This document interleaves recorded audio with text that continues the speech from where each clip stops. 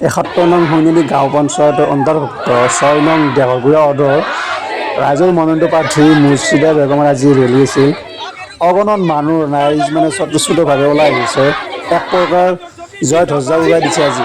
তো আপোনালোকে দেখিবলৈ পাইছে, তো ভিডিঅ'টো শেষলৈ চাব আপোনালোকে।